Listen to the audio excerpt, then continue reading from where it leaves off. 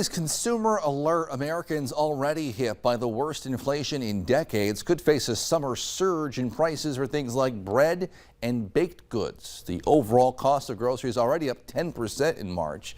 Now bread producers are warning spikes potentially 35% in the months ahead, due in part to the war in Ukraine. Scott McFarland explains. In Baltimore, the H&S Bakery, which makes, then ships breads to grocery stores and restaurants throughout the East Coast, says it's scrambling as ingredients are increasingly in short supply. When people go to the grocery store, they see it cost more now than it did last year, 2 years ago. Have we hit the ceiling, or are we going higher? We're going higher. You're going to see another increase in July. That's going to impact another 35% increase on flour, and that's strictly related to the Ukraine-Russian war. The war has disrupted production of wheat, barley, and cooking oils in a nation considered the breadbasket of the world.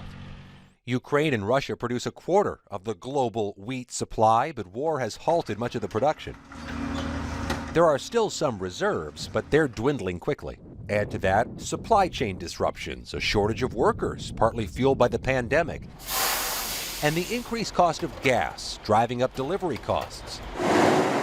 The baking industry calls it a perfect storm. So unfortunately, those costs have to get borne by consumers. And like I said, the most vulnerable in our society are going to feel that earlier than anybody else. The apricot jam? For mom and pop shops like Stella Corris's bakery in Rockville, Maryland, it's not just flour in short supply. What has gone up in price that you've noticed? Almost everything went up. Right now, the things that went even 30% up. Ingredients up by 30%.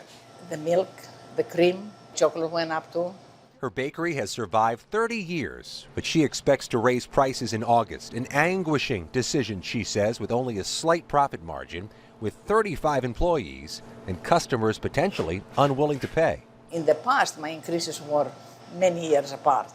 Now, I have done it twice since COVID, and probably will have to do it again, unfortunately.